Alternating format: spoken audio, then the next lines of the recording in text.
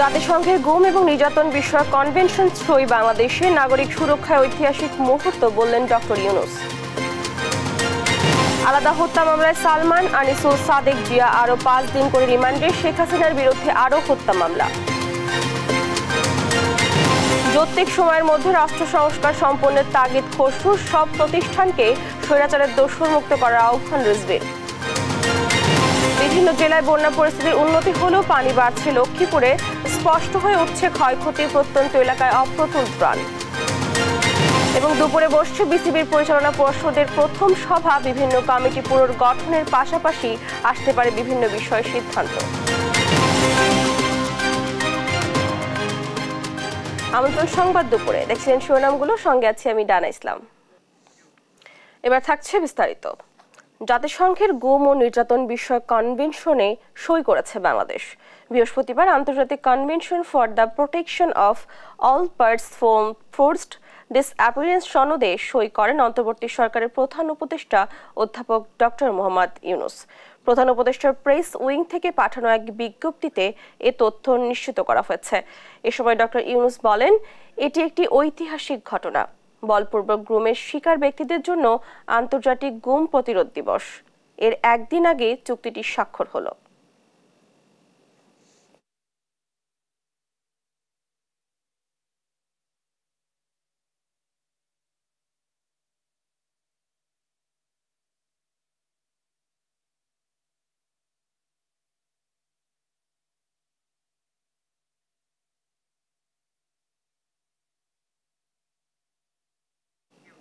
সাবেক প্রধানমন্ত্রী শেখ হাসিনার বেসরকারি শিল্প ও বিনিয়োগ উপদেষ্টা সালমান এফ রহমান ও তার পরিবারের সদস্যদের ব্যাংক হিসাব জব্দ করা হয়েছে।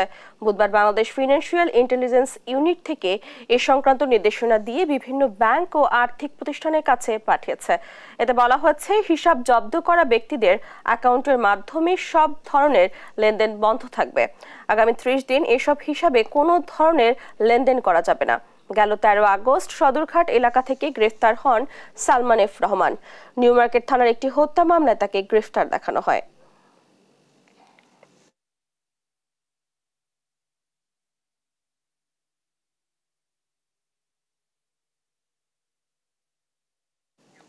সাবেক বাণিজ্যমন্ত্রী টিপু মুন্সিকে রাজধানী গুলশান থেকে গ্রেফতার করেছে র্যাব। বুধবার দিবাগত রাতে র্যাবের লিগ্যাল অ্যান্ড মিডিয়া উইং জানায়, গুলশান 1 নম্বর রোডের M&J গ্রুপের কর্ণধার সালাউদ্দিন আহমেদের বাসা থেকে তাকে গ্রেফতার করা হয়। বৈষম্য বিরোধী ছাত্র আন্দোলন চলাকালে রংপুরে গুলিবিদ্ধ হয়ে এক স্বর্ণ কারিগর মুসলিম উদ্দিন মিলন নিহতের মামলায় গ্রেফতার দেখানো হয়েছে তাকে। একই মামলায় গেল 27 আগস্ট স্পিকার শিরিন শারমিন চৌধুরী সহ 17 জনের বিরুদ্ধে আদালতে হত্যা মামলা করেন নিহতের স্ত্রী দিলরুবা আক্তার। টিপু মুন্সি টানা 4 বারের রংপুর 4 আসনের এমপি।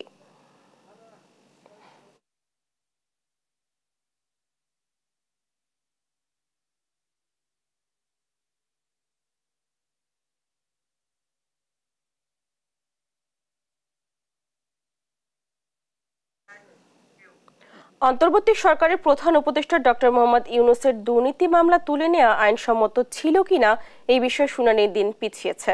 বৃহস্পতিবার আপিল বিভাগে এই নিয়ে শুনানি হওয়ার কথা ছিল। শুনানির জন্য আগামী 2 সেপ্টেম্বর দিন ধার্য করেন আদালত।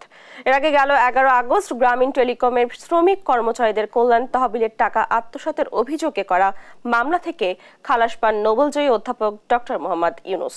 ওদিন ঢাকার বিশেষ জজ আদালত 4-এর বিচারক মোহাম্মদ রবিউল আলম এ আদেশ দেন। তার আগে গেল 7 আগস্ট শ্রম আইন লঙ্ঘনের মামলা থেকে ডক্টর ইউনূসকে খালাস দেন আদালত। শ্রমিক কর্মচারী কল্যাণ তহবিলের 25 কোটি 22 লাখ টাকা আত্মসাতের অভিযোগে করা মামলায় গেল 12 জুন ডক্টর মোহাম্মদ ইউনূস সহ 14 জনের বিরুদ্ধে অভিযোগ গঠন করেন আদালত।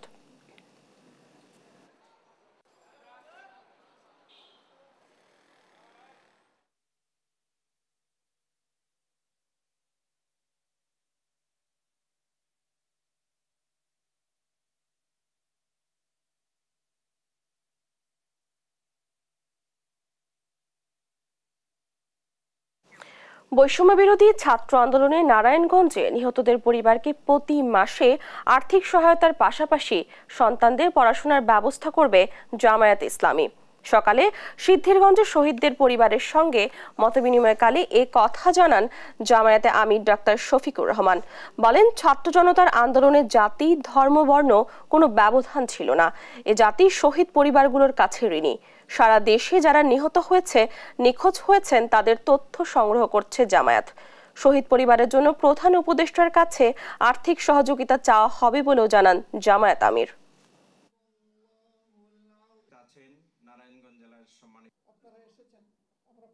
যে পরিবারগুলোর আর্থিক সহায়তার প্রয়োজন, অর্থবহ সহযোগিতা দেওয়ার পদক্ষেপ আপনারা গ্রহণ করুন এবং রাষ্ট্রের সকল খাতের মধ্যে এটাকে এখন আপনারা সর্বাধিক অগ্রাধিকার দিন।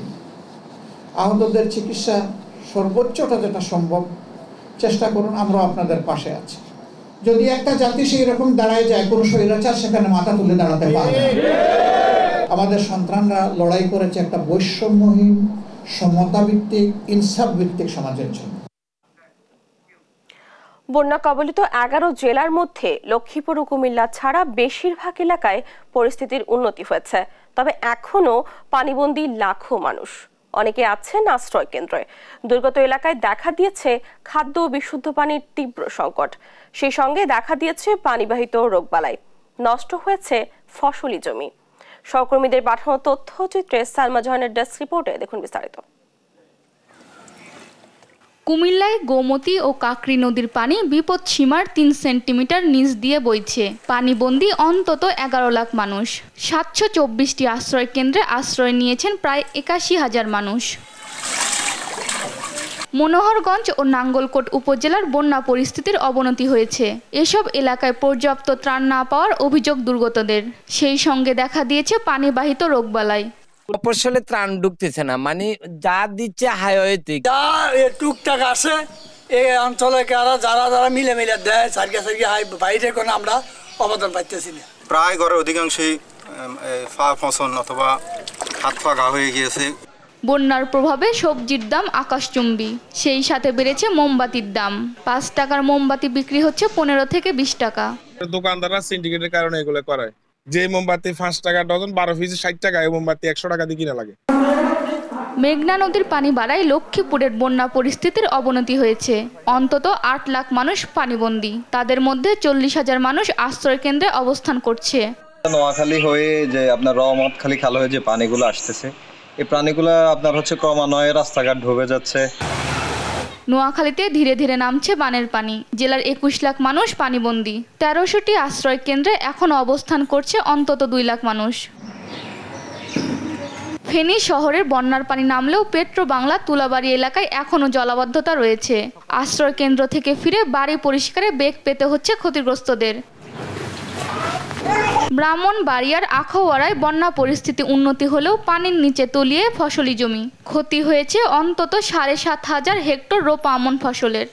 আমরা খালি ভাদ্র মাস ঢুকছে মাত্র ওই জমিগুলা লাগান শুরু করছি বলে তাড়াতাড়ি লাগালে তাহলে তাড়াতাড়ি ভালা, কিন্তু খালি লাগাইয়া সার এমনও 4-5 দিন হয়েছে না, ইন্ডিয়ার পানি এসেরা একদম পুরা তল করে লাইছে। মৌলভীবাজারে পানি নামার সাথে সাথে ফুটে উঠেছে ক্ষতচিহ্ন। 13টি সড়কের প্রায় 40 কিলোমিটার বেহাল, বিধ্বস্ত টিনের ঘর। গরবিতে এখন কাদা, ঘর নষ্ট হয়ে গেছে। এখন আমরা এখন ঘরে যেতে পারছি না। ভোলায় জোয়ারে তলিয়ে অন্তত 30,000 হেক্টর জমির আমনের চারা ও বীজতলা। এমন বাস্তবতায় কিভাবে ঘুরে দাঁড়াবেন সেই চিন্তায় দিশেহারা কৃষকরা। এমন ধানের বীজতলা 3 বার পানি উঠছে, তলা সবই গেছে। আমাকে টাকা নাই দেখে করতে পারিনি। যা মানে আমার হইতে গিয়ে বীজ হইতে গিয়ে একবার মনে করেন 20,000 টাকা লস হয়ে গেছে। এটা গেছে পানির তলে। বৃষ্টি না হলে দ্রুত বন্যা পরিস্থিতি উন্নতি হওয়ার আশা বন্যা পূর্বাভাস ও সতর্কীকরণ কেন্দ্রের। সালমা জাহান, নিউজ ডেস্ক, দেশ টিভি। লক্ষ্মীপুরের বন্যা পরিস্থিতি কিছুটা অবনতি হলেও উন্নতি হয়েছে কুমিল্লাতে। এই বিষয়ে আরো জানাতে সরাসরি যুক্ত হচ্ছেন সহকর্মী সাইফুল ইসলাম স্বপন ও সুমন কবির। প্রথমে যাচ্ছি লক্ষ্মীপুরে। স্বপন, প্রত্যন্ত অঞ্চলগুলোতে ত্রাণ পৌঁছাচ্ছে কিনা, কি বলছেন ত্রাণভাসীরা? এ নিয়ে কি তথ্য রয়েছে আপনার কাছে? জানা, আপনি যেমন বলছিলেন যে আসলে লক্ষ্মীপুরে বন্যা পরিস্থিতি অবনতি হচ্ছে। লক্ষ্মীপুরে গত দিন থেকে বৃষ্টির পানি এবং নোয়াখালী ফেনী থেকে আসা পানিতে লক্ষ্মীপুরে প্রায় 5টি উপজেলায় 8 লোক পানি এই বেশিরভাগই এলাকা কমল পানি এবং গোলা পানি তে মানুষ পানিবন্দী রয়েছে। লক্ষ্মীপুরে প্রায় 7 থেকে 8টি আশ্রয় কেন্দ্রে প্রায় 5,000 লোক আশ্রয় নিয়েছে এবং প্রশাসনের পক্ষ থেকে এবং বিভিন্ন ত্রাণ তহবিল থেকে ত্রাণ দেওয়া হচ্ছে। যে লক্ষ্মীপুরে যে 8 লাখ লোক রয়েছে তারপর অঞ্চলে এখন পর্যন্ত মানুষজন 12 থেকে 14 দিন ধরে পানিবন্দী রয়েছে এবং এখন পর্যন্ত লক্ষ্মীপুরে বিভিন্ন অঞ্চল থেকে যে ত্রাণ সহযোগিতা আসছে সেটা যে পর্যাপ্ত পরিমাণ থেকে অনেক কম। এই মানুষ তারা ত্রাণ পাচ্ছে না, বিশেষ করে শিশু খাদ্য রয়েছে, যে শিশু রয়েছে এবং খাবার স্যালাইন এবং মানুষজন যারা ওষুধ যারা পানিবাহিত রোগে আক্রান্ত হচ্ছে। প্রশাসন থেকে বলা হয়েছে যে লক্ষ্মীপুরে 64টি মেডিকেল টিম গঠন করা হয়েছে, কিন্তু যারা পানিবন্দী লোক তারা আমাদেরকে জানিয়েছে যারা মেডিকেল টিমে কাজ করছে তাদের কাউকে মাঠে পাওয়া যাচ্ছে না। তারা ডাক্তারের যে পানিবাহিত রোগ ওই সেবা থেকে বঞ্চিত হচ্ছে। তবে লক্ষ্মীপুরের জেলা প্রশাসন আমাদেরকে জানিয়েছেন যে অচিরে মেডিকেল টিমগুলোকে প্রত্যন্ত অঞ্চলে পাঠানো হবে। এছাড়া যে লক্ষ্মীপুরে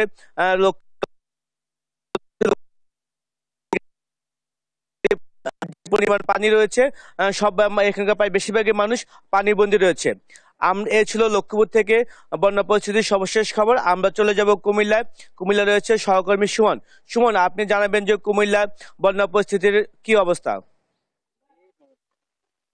জি স্বপন, আপনি যেটা বলছিলেন আমি যে আপনাকে জানা রাখি কুমিল্লা আসলে বন্যা পরিস্থিতি একটু স্বাভাবিক শুরু করেছে, যদিও পানি কমতে শুরু করে। তবে একটা বিষয় জানা রাখি, গতকালকে দেশ টিভিতে লাইভ দিয়েছিলাম মনোহরগঞ্জ খিলা এলাকা থেকে দুপুর 2টার সংবাদে।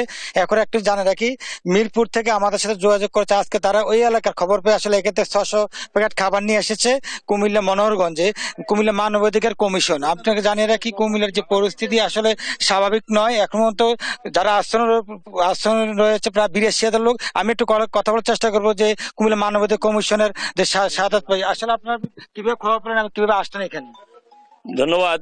আমরা আসলে কালকে দেশ টিভিতে দেখেছি যে অনেক লোক যে পাচ্ছে না, খাবার পাচ্ছে না, এই অঞ্চলের অনেকেই খাবার পাচ্ছে না এবং এই অঞ্চলের অনেক ভিতরের জায়গায় যেখানে খাবারগুলো পৌঁছানো যাচ্ছে না। আমরা সেই খবরটা পেয়ে বাংলাদেশ মানবাধিকার কমিশন ঢাকা মহানগর উত্তরের পক্ষ থেকে আমি, আমার সাধারণ সম্পাদক কিবরিয়া মোল্লা, আমরা এবং আমাদের সাথে আরো অনেকে সহযোগিতা করেছেন, আমরা একটি ট্রাক নিয়ে এখানে চলে আসছি এবং আমরা আজকে সারাদিন থাকবো। আমরা ভোট নিয়ে যারা পায় না একেবারে নিজে হাতে সেই লোকগুলিরে দেওয়ার জন্য, অসহায় মানুষদের দেওয়ার জন্য আমরা চেষ্টা করতেছি। আচ্ছা, যেটা বলছেন আমরা এখন মানবাধিকার কি কি ব্যবস্থা কথা বলবো, আসলে আপনাদের দেখেছেন কি কি সমস্যা তৈরি হয়েছে? আমরা আসছি বাংলাদেশ মানবাধিকার কমিশন ঢাকা মহানগর উত্তর থেকে। তো আমরা বিভিন্ন সংবাদ মাধ্যমে যে পেলাম যে কিছু কিছু এলাকা আছে আসলে কোনো সহযোগিতা পাচ্ছেন না, ওই সংবাদের মাধ্যমে ওই অ্যাড্রেস করে আমরা এখানে আসছি। এখানে আসলেই জিজ্ঞাসাবাদ করলাম, তারা আসলেই কিছুই পায় নাই। সুতরাং এখানে আমাদের ট্রাক আমরা মেইন রোডে রাখছি, ট্রাক ভর্তি খাবার আছে, আর এখানে আমরা ভ্যান গাড়ির মাধ্যমে আমরা এই খাবারটা এখানে পৌঁছাইতেছি গ্রামের ভিতরে। আসলে কুমিল্লার যে পরিস্থিতি আমরা জানি, কুমিল্লা 11 লক্ষ লোক পানিবন্দী রয়েছে। সেই দিক থেকে বলি কুমিল্লা আজকে বেলা 12টার সময় আসলে একটা মিটিং এর কথা রয়েছে ছাত্র সমন্বয়, যে রাশেদুল হাসান আসলে কুমিল্লার জেলা সমন্বয়কারী, সে আজকে ডিসি এবং সিভিল সার্জন নিয়ে সকালে বসে সিদ্ধান্ত নেওয়া হচ্ছে ত্রাণটা কিভাবে দেওয়া যায় এবং বিশেষ করে বিশুদ্ধ পানি এবং ওষুধের খাবারটা আসলে এখানে বেশি ওষুধ রয়েছে, কারণ আগামী 1 সপ্তাহ পর আসলে এটাই বেশি প্রকোপ দেখা দিবে। তো আপনাকে আমি জানা রাখি কুমিল্লার যে পরিস্থিতি আসলে এখানে মনোরগঞ্জে যে খিলা আপনি দেখছেন তারা ত্রাণ দিচ্ছেন, বিভিন্ন বাচ্চারা আসলে নিচ্ছেন, সবকিছু মিলে বলা চলে কুমিল্লার এই যে মনোরগঞ্জ থেকে সর্বশেষ তথ্য ছিল ডানাই। ধন্যবাদ আপনাদেরকে। কুমিল্লা ও নোয়াখালী থেকে সেখানকার বন্যা পরিস্থিতির খবর জানাচ্ছিলেন আমাদের সহকর্মীরা। হাসিনা সরকারের অত্যাচারের অন্যতম হাতিয়ার ছিল সাইবার নিরাপত্তা আইন। সেই আইন বাতিল ও সব মামলা প্রত্যাহারের দাবি জানিয়েছে forum for freedom of expression Bangladesh FEXB। সংবাদ সম্মেলনে বক্তারা জানান, ডিজিটাল নিরাপত্তা আইন পরবর্তীতে সাইবার নিরাপত্তা আইন মূলত স্বৈরাচার সরকারের দমন নীতির অন্যতম হাতিয়ার ছিল। তারা জানান, এক আইনে করা 7,000 মামলায় ভুক্তভোগী সাধারণ মানুষ, তাই গণবিরোধী এই আইন বাতিলের সময়ের দাবি। একই সাথে অন্তর্বর্তীকালীন সরকারের কাছে তারা এ সকল আইন বাতিল ও নতুনভাবে নাগরিক জনস্বার্থ রক্ষিত হয় এমন আইন প্রণয়নের আহ্বান জানান তারা। এ সময় উপস্থিত ছিলেন মানবাধিকার কর্মী লেনিন, শারমিন খান সহ আরো অনেকে।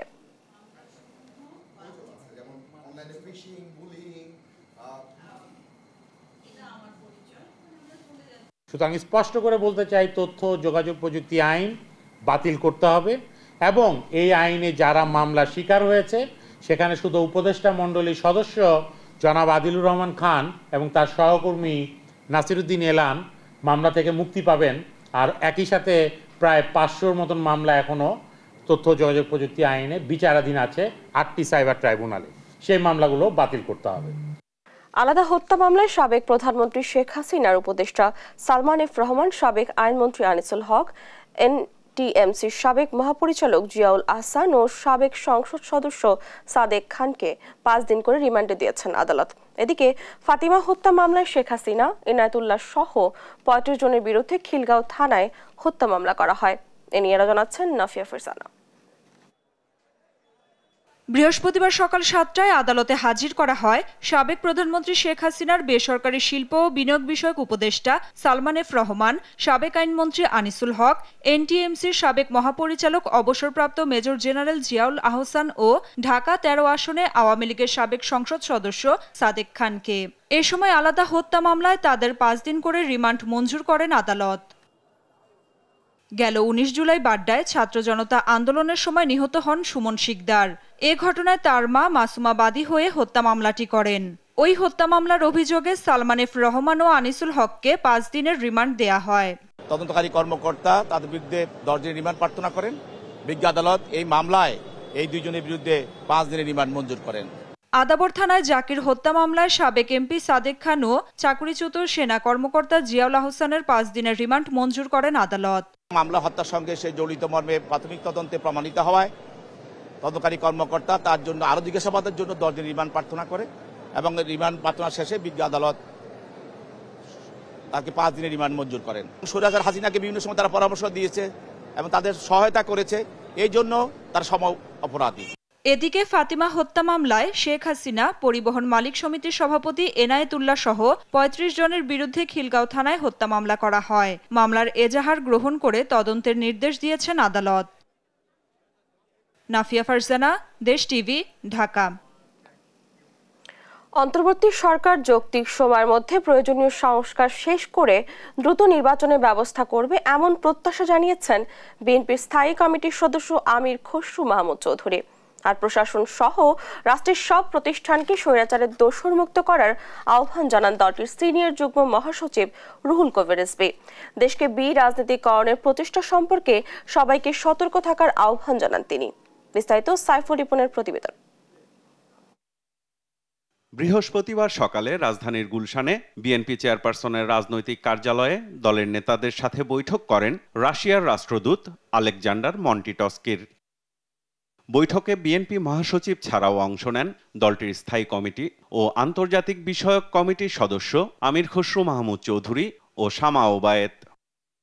বৈঠক শেষে সংবাদ সম্মেলন করেন বিএনপির স্থায়ী কমিটির সদস্য আমির খসরু মাহমুদ চৌধুরী। বলেন, কূটনৈতিক ক্ষেত্রে কোনো দেশের সাথে বিশেষ সম্পর্কের চেয়ে নিজ দেশের স্বার্থ রক্ষা করে সম্পর্ক এগিয়ে নিতে চায় বিএনপি। আমরা সিলেক্টিভলি কোনো দেশকে আগে কিংবা পরে সেভাবে দেখি না।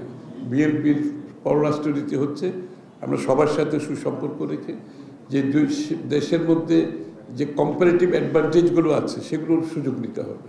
বাংলাদেশের যেখানে কম্পারেটিভ অ্যাডভান্টেজ আছে আমরা সেই সুযোগগুলো নিতে চাই এবং সম্পর্ক হতে হবে পরস্পরের লাভবান হতে হবে। যৌক্তিক সময়ের মধ্যে সংস্কার শেষ করে অন্তর্বর্তী সরকার দ্রুত নির্বাচনের ব্যবস্থা করবে বলেও প্রত্যাশার কথা জানান আমির খসরু মাহমুদ চৌধুরী। যৌক্তিক বলতে যেটা বোঝায় আমরা সবাই বুঝি, যৌক্তিকটা কি এটা নিয়ে তো আলাপ আলোচনার দরকার হয় না, এটা আমার মনে হয় সবারই ধারণা আছে। কারণ ইন্টেরিয়াম সরকার ওদের কাজগুলো করতে হবে, দেশের নির্বাচনও হতে হবে, জনগণের সরকারও হতে হবে। সেটা যৌক্তিক সময়ের মধ্যে যদি সম্পন্ন করা যায় সেটা সকলের জন্য ভালো। এদিকে নয়াপল্টনে দলের কেন্দ্রীয় কার্যালয়ে সংবাদ সম্মেলন করে দেশের গণতান্ত্রিক মূল্যবোধ ফিরিয়ে আনতে ঐক্যবদ্ধ হয়ে কাজ করার আহ্বান জানান বিএনপির সিনিয়র যুগ্ম মহাসচিব রুহুল কবির রিজভী। প্রশাসন সহ রাষ্ট্রের প্রতিটি সেক্টরকে স্বৈরাচারের দোষর মুক্ত করতে হবে, দুর্নীতিবাজদের আইনের আওতায় আনতে হবে, অবিলম্বে স্বৈরাচারী শেখ হাসিনাকে দেশে এনে বিচারের মুখোমুখি করতে হবে। এখন সময় এসেছে গত 16 বছর যারা নির্যাতন চালিয়েছেন তাদের প্রকৃত তালিকা করে বিচার করা। রাজনীতিকরণের আভাস যেন ফুটে না ওঠে। আমরা এখানে গভীর উদ্বেগের সাথে অবলোকন করছি যে দুর্নীতি দমন কমিশন দুদক ফ্যাসিবাদের আমলেরই সাজানো দুদকেরই কার্যক্রম। অন্তর্বর্তী সরকারের সংস্কারের পরিকল্পনা বাস্তবায়নে দেশের গণতান্ত্রিক রাজনৈতিক দলগুলোর সাথে আলোচনার আহ্বানও জানান রিজভী। পরিকল্পনা বাস্তবায়ন করতে গেলে গণতান্ত্রিক রাজনৈতিক শক্তিকে কাজে লাগাতে হবে। সাইফুল রিপন, দেশ টিভি, ঢাকা। রাজশাহীতে শত কোটি টাকার সরকারি জায়গায় বহুতল ভবন নির্মাণ করছেন 12 চিকিৎসক। বক্ষব্যাধি হাসপাতালের জন্য ওই জমি 1961 সালে অধিগ্রহণ করে সরকার। ভবন নির্মাণ কাজ শুরুর আগে সেখানে বসবাস করতেন ওই হাসপাতালেরই কর্মচারীরা। কাজী শাহেদের প্রতিবেদনে দেখুন বিস্তারিত।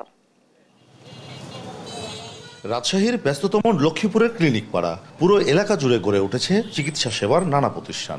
এখানেই প্রায় 100 কোটি টাকা মূল্যের জমি দখল করে বহুতল ভবন নির্মাণ করছেন চিকিৎসকদের একটি সিন্ডিকেট। রাজশাহীর বক্ষব্যাধি হাসপাতালের জন্য এই জায়গা সরকার অধিগ্রহণ করেছে 1961 সালে। সেই জমিতে পাশাপাশি দুটি বহুতল ভবন নির্মাণের কাজ চলছে প্রভাবশালীদের প্রশ্রয়ে। মানে বড় বড় নেতাগুলো ধরে এরা এখানে বসত বাড়ি ছিল সবকে তুলে দিয়েছে ভয়ভীতি দেখিয়ে। এটা অরিজিনাল টিবি হাসপাতালের জায়গা। আমরা ছোট থেকে এখানে মানুষ হয়েছি, এখানে বড় হয়েছি। এখানে আগে অনেক মানুষ ছিল যারা এখানে বাস করতো। আওয়ামী লীগের একটা গুন্ডা ছিল, নাম হলো রুবেল। এই রুবেলই আপনার বেশি সেন্টার দিয়েছে ওদেরকে, বুঝছেন? ডাক্তার মাক্তার কাছে টাকা লিয়েছে 40 লাখ 50 লাখ। সেই সময় আওয়ামী লীগ সরকার ক্ষমতায়, আমরা টিবি হসপিটালে গেছি, কোনো অফিসার আমাদেরকে হেল্প করেনি ভয়ে। বক্ষব্যাধি হাসপাতাল ওই জমির মালিকানা পেতে স্থানীয় ভূমি অফিসে আবেদন করেছে, আশ্রয় নিয়েছে আদালতের। তারপরও ভবন নির্মাণ কাজ বন্ধ হয়নি। আমাদের অফিসে যে কাগজপত্র সংরক্ষিত আছে দেখলাম, সেই কাগজপত্র খুঁজে দেখলাম যে 1960 এবং 61 সালে এলএ কেসের মাধ্যমে 158 নম্বর এলএ কেসের মাধ্যমে অধিগ্রহণ করে বক্ষব্যাধি হাসপাতাল জমিটি প্রাপ্ত হয়। সিনিয়র সহকারী জজ, রাজশাহী সদর, এই আসনে আমরা একটি মামলা করেছি। এই তফসিল সম্পত্তি নিয়ে সদর সহকারী আদালতে জিপি সাহেবের অনুমতিক্রমে একটা সরকারি পক্ষে আমি মামলা দায়ের করেছি। জেলা প্রশাসক জানিয়েছেন, সরকারি জমি দখল করে বহুতল ভবন নির্মাণের সুযোগ নেই। বিষয়টি তদন্ত করতে একজন অতিরিক্ত জেলা প্রশাসককে দায়িত্ব দিয়েছেন। অতিরিক্ত জেলা প্রশাসক রাজস্বকে আমি দায়িত্ব দিচ্ছি। খতিয়ে দেখে আমরা দেখব যে সরকারি মালিকানাধীন যদি হয় তাহলে সেখানে ব্যক্তিগতভাবে স্থাপনা নির্মাণ করার কোনো সুযোগ নেই। আমরা সেটি সরাসরি সরকারের দৃষ্টিতে আনবো। তবে এ নিয়ে ক্যামেরায় কথা বলতে রাজি হননি ভবন নির্মাণকারী চিকিৎসক মোজাম্মেল হক। তদবির করেছেন প্রতিবেদন না করতে। 2022 সালে বক্ষব্যাধি হাসপাতালের 16 শতক জায়গা 12 চিকিৎসক কিনেছেন বলে দাবি করেন। গত বছর থেকে সেই জমিতে ভবন নির্মাণ কাজ শুরু করেছেন তারা। কাজী শাহেদ, দেশ টিভি, রাজশাহী। রাষ্ট্রীয় অতিথি ভবনের সামনে কথা বলছেন পরিবেশ, বন ও জলবায়ু পরিবর্তন বিষয়ক উপদেষ্টা সৈয়দা রিজওয়ানা হাসান। আমরা সরাসরি চলে যাচ্ছি সেখানে। প্রধানমন্ত্রী কার্যালয়ে চাকরি করেছে তোফাজ্জল মিয়ার পিএস ছিল। এভাবে নাম বলেন না আপনি, আপনি জেনারেল অভিযোগটা ছিল একজন। আজকে আমার পিএসও হয়েছিল। এগুলো নিয়ে মানে প্রশাসনের সমালোচনা যে প্রাইস পোস্টিং এ ছিল তারা এখন আবার ফিরতেছে, এটাকে আপনি কিভাবে দেখবেন? বিষয়টা হচ্ছে যে কোনো কর্মকর্তার বিরুদ্ধে সুস্পষ্ট দুর্নীতির অভিযোগ থাকলে তার ব্যাপারে আমরা আমাদের অবস্থান জানাচ্ছি। যে কোনো একটা সরকারকেই তার কাজ চালাতে গেলে ভালো কিছু কর্মকর্তা কর্মচারী তো দরকার পড়ে, তাই না? তো যদি আমরা দেখি যে এফিসিয়েন্সি আছে, তার ব্যাপারে কোনো তাৎক্ষণিক সিদ্ধান্ত গ্রহণের প্রয়োজন নাই। আমাদেরকে তো কাজটা নিয়ে আগাতে হবে। আমি যদি আগের সময়ে যারা কোনো ভালো পোস্টে ছিল তাদের কাউকেই নেব না এমন নীতিগত সিদ্ধান্তে চলেছে, তাহলে আমি কাজ আগাবো কেমন করে? সেটা তো একটা বড় প্রশ্ন। কারোর ব্যাপারে সুনির্দিষ্ট কোনো অভিযোগ থাকলে সেটা জানাবেন। এই রিজিম, সেই রিজিম, আগের রিজিম, পরের রিজিম বললে আর আমাদের সাথে অন্যদের তফাৎটা কি রইল? একটা তফাৎ তো আমাদেরকে আনতে হবে। সুনির্দিষ্ট অভিযোগ থাকলে নিশ্চয়ই আপনারা জানাবেন, জনপ্রশাসন মন্ত্রণালয় আছে তাকে জানাবেন। একটি পরিবারের সুরক্ষার একটা আইন ছিল, সে ব্যাপারে মনে আপনাদের একটা সিদ্ধান্ত অলরেডি এসে গেছে।